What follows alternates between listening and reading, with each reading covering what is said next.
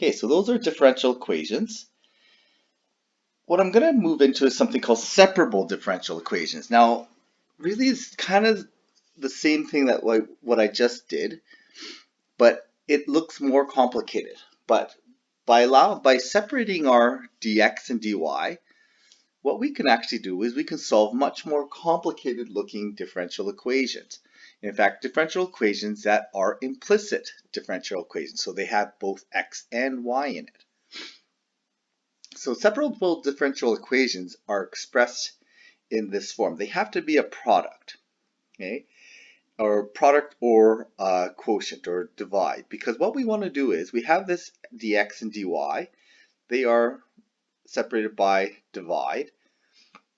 If this is all multiply or divide on this side, what we can do is we can algebraically rearrange this expression so that we can group the x's with the x's, y's with the y's.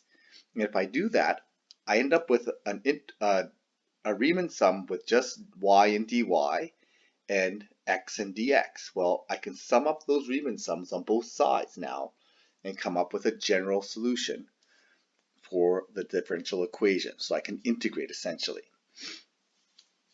So differential equations of functions, they can be separated so that the y is going to go with the dy and x is going to go with the dx. So if I have this form here, what I can do then is I can separate the dx by the dx multiplying onto this side, the y going underneath here. So algebraically rearranging, we can rearrange it to that. And so once we've done that, this is my integral. So this is going to be some function of x times dx. Well, yeah, that's a Riemann sum. I can sum that up. Here's some function of y times dy. Well, if I sum that all up, those two sums should be equivalent.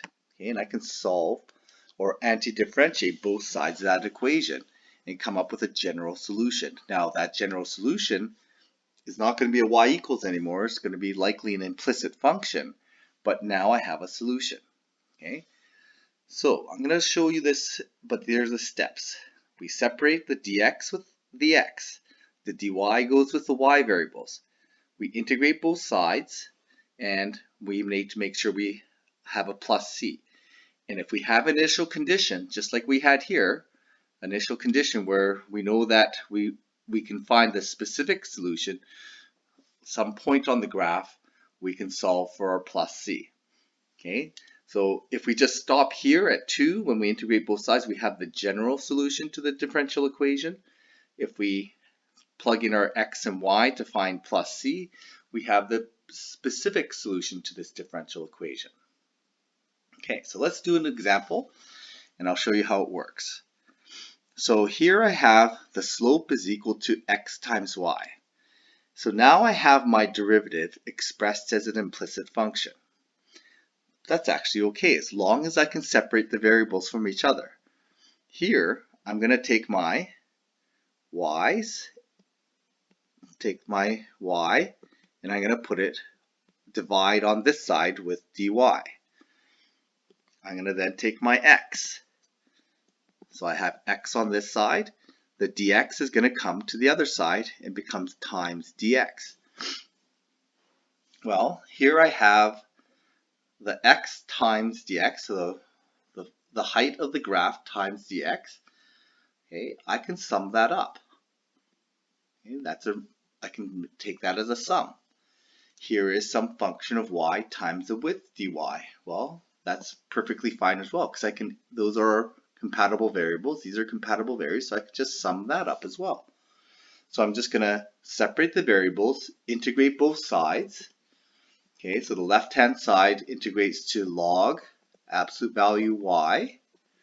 The right-hand side integrates to x squared over 2.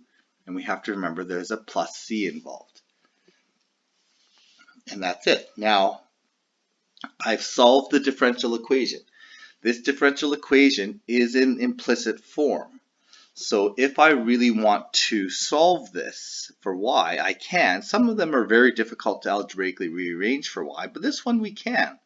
Right? I can actually solve for the y variable here.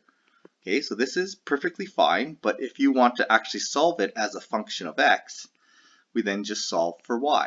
So I let y equal, get rid of the log, it becomes x squared over 2 plus c. Okay, and just to let you know, this plus c, if it's going into the exponent like this plus c usually shows up as like a k.